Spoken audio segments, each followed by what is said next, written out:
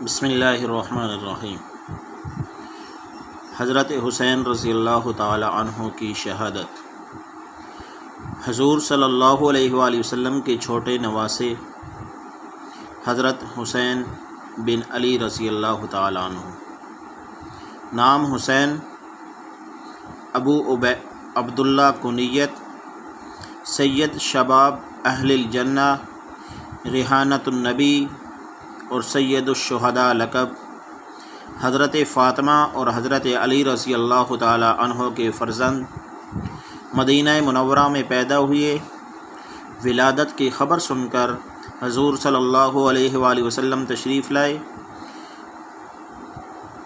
دائیں کان میں اذان، بائیں کان میں اقامت کہی۔ والدین نے آپ کا نام حرب رکھا تھا۔ حضور صلی اللہ علیہ وآلہ وسلم کو یہ نام پسند نہ آیا، آپ نے بدل کر حسین رکھا۔ آپ صلی اللہ علیہ وآلہ وسلم نے حضرت حسین رضی اللہ تعالی عنہ کو گھٹی دی، یعنی اپنا لحاف دہن دیا۔ حضرت حسین رضی اللہ تعالی عنہ نے آپ صلی اللہ علیہ وآلہ وسلم کی گود مبارک میں پرورش پائی۔ آپ کے بچپن کے حالات میں آپ صلی اللہ علیہ وآلہ وسلم کے ساتھ حضور صلی اللہ علیہ وآلہ وسلم کا آپ کے ساتھ پیار و محبت کے کئی واقعات ملتے ہیں۔ آپ صلی اللہ علیہ وآلہ وسلم حضرت حسین رضی اللہ تعالی عنہ کے ساتھ غیر معمولی شفقت فرماتے تھے۔ آپ صلی اللہ علیہ وآلہ وسلم روزانہ دونوں نواسوں کو دیکھنے جاتے۔ ابھی آپ کی عمر 7 سال کی تھی کہ نانا کا سایہ سر سے اٹھ گیا۔ حضرت ابو بکر رضی اللہ تعالی عنہ کے عہد خلافت کے آخری ایام میں آپ سن شعور کو پہنچ چکے تھے۔ حضرت عمر رضی اللہ تعالی عنہ آپ سے بڑی شفقت سے پیش آتے تھے اور قرابت رسول صلی اللہ علیہ وآلہ وسلم کا خاص لحاظ رکھتے۔ حضرت عثمان رضی اللہ تعالی عنہ کے دور خلافت میں آپ جوان ہو چکے تھے۔ ان کے عہد خلافت میں ہی سب سے پہلے میدان جہاد میں قدم رکھا۔ 30 ہجری 650 عیسوی میں تبرستان کی فوج کشی میں مجاہدانہ شریک ہوئے۔ حضرت عثمان رضی اللہ تعالی عنہ کے خلافت و بغاوت کے خلاف بغاوت کے دوران جب باغیوں نے قصر خلافت کا محاصرہ کر لیا تو آپ بھی حضرت حسن رضی اللہ تعالی عنہ کے ساتھ قصر خلافت کے دروازے پر حضرت عثمان رضی اللہ تعالی عنہ کی حفاظت کے لیے مامور ہوئے۔ جب حضرت علی رضی اللہ تعالی عنہ نے کوفہ کو دارالخلافہ بنایا تو آپ مدینے سے کوفہ تشریف لے گئے۔ جنگ جمل میں اپنے والد کے ساتھ شریک تھے۔ جنگ کے اختتام پر کئی میل تک حضرت عائشہ رضی اللہ تعالی عنہا کو مدینہ پہنچانے کے لیے گئے۔ جنگ صفین میں بھی آپ نے سرگرمی کے ساتھ حصہ لیا۔ جنگ صفین کے بعد خوارج کی سرکوبی میں بھی بڑے انہماک سے حصہ لیا۔ حضرت علی رضی اللہ تعالیٰ عنہ کی شہادت کے وقت آپ کوفہ میں موجود تھے۔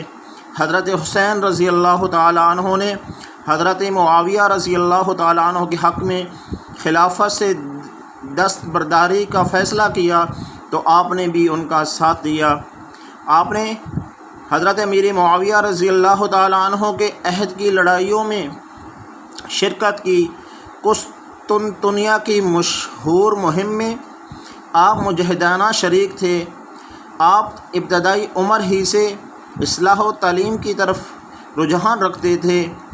چنانچہ حجر بن عدی کا قتل ہوا تو آپ رضی اللہ تعالیٰ عنہ نے حضرت امیر معاویہ رضی اللہ تعالیٰ عنہ سے ملاقات کے وقت سخت احتجاج کیا اور حالات و معاملات کی بگڑی ہوئی صورتحال پر گفتگو کی۔ آپ رضی اللہ تعالیٰ عنہ قرآن مجید کے مطالب اور احادیث بیان فرماتے تھے۔ عبادت و ریاضت بکثرت نوافل پڑھنا اور قیام اللیل آپ کا عام معمول تھا۔ اکثر روزہ رکھتے تھے۔ آپ رضی اللہ تعالی عنہ نے 25 حج کیے اور میدان کربلا میں آپ کی شہادت کا واقعہ پیش آیا۔ 60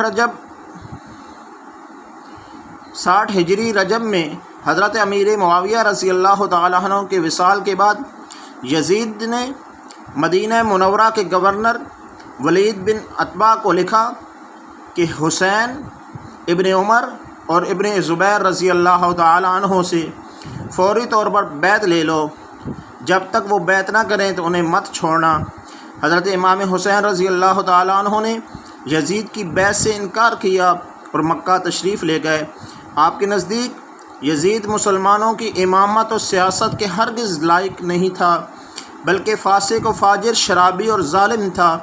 امام حسین رضی اللہ تعالیٰ عنہ کو کوفیوں نے متعدد خطوط لکھے اور کئی قاصد بھیجے کہ آپ کوفہ آئیں، ہمارا کوئی امام نہیں ہے، ہم آپ سے بیعت کریں گے۔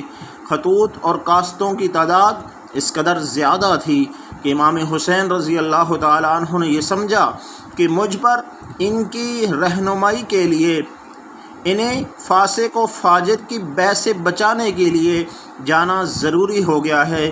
حالات سے آگاہی کے لیے آپ نے مسلم بن عقیل رضی اللہ تعالیٰ عنہ کو کوفہ بھیجا، جن کے ہاتھ پر بے شمار لوگوں نے آپ کی بیعت کر لی، لیکن جب ابن زیاد نے دھمکیاں دی تو وہ اپنی بیعت سے پھر گئے اور مسلم بن عقیل رضی اللہ تعالیٰ عنہ کو شہید کر دیا گیا۔ آپ کو ان کی شہادت اور اہل کوفہ کی بے وفائی کی خبر اس وقت ملی جب آپ مکہ سے کوفہ کی طرف روانہ ہو چکے تھے۔ مختصر یہ ہے کہ حسینی قافلے میں بچے، خواتین اور مردوں کو ملا کر 82 نفوس تھے جو کہ جنگ کے ارادے سے بھی نہیں آئے تھے۔ ان کے مقابلے کے لیے یزیدی فوج 22,000 سوار اور پیادہ مسلح افراد پر مشتمل تھے۔ اس کے باوجود ظالموں نے اہل بیت و اطہار پر دریائے فرات کا پانی بند کر دیا۔ 3 دن کے بھوکے پیاسے امام عالی مقام اپنے 18 اہل بیت اور دیگر 54 جانثاروں کے ساتھ 10 محرم الحرام 61 ہجری کو کربلا میں نہایت بے دردی سے شہید کر دیے گئے۔ تاریخ اسلام میں بے شمار شہادتیں ہوئیں، ہر شہادت اپنی جگہ ایک نمایاں اہمیت، انفرادی قدر و منزلت اور مقام کی حامل ہے۔ ہر شہادت میں اسلام کی بقا و دوام، آقا علیہ السلام کے دین اور آپ علیہ السلام کی سنت مبارکہ کی حیات و جادواں کا راز پوشیدہ ہے۔ یہی وجہ ہے کہ تاریخ اسلام میں ہر شہادت اپنی جگہ اہم شمار کی جاتی ہے، لیکن شہادت امام حسین رضی اللہ تعالیٰ عنہ کا واقعہ کئی اعتبار سے دیگر تمام شہادتوں سے مختلف اور منفرد ہے۔ اس کی انفرادیت کی ایک وجہ یہ ہے کہ آپ خانوادہ رسول صلی اللہ علیہ وآلہ وسلم کے چشم و چراغ تھے، اور ایسے چشم و چراغ کہ جنہوں نے براہ راست حضور صلی اللہ علیہ وآلہ وسلم کی گود میں پرورش پائی تھی، آپ کے مبارک کندھوں پر سواری کی تھی، آپ کے لعاب دہن کو اپنی غذا بنایا تھا، جنہیں حضور صلی اللہ علیہ وآلہ وسلم کا بیٹا ہونے کا شرف حاصل تھا۔ اس لیے غربت، پردیس اور مظلومیت کی حالت میں یزیدیوں کے ہاتھوں شہادت باقی شہادتوں پر ایک نمایاں فوقیت اور برتری رکھتی ہے۔ حضور اکرم صلی اللہ علیہ وآلہ وسلم کے اس نواسے کی شہادت ہمارے لیے ایک سبق ہے کہ جب بھی کوئی ظالم حکمران آپ پہ آ جائے تو آپ نے اس کا ساتھ نہیں دینا، بلکہ اس کے خلاف کھڑے ہو جانا ہے، اور دین حق کی سربلندی کے لیے اگر آپ کی جان بھی جاتی ہے تو جان قربان کر دینی ہے، مگر پیچھے نہیں ہٹنا۔ وما علینا الا البلاغ المبین۔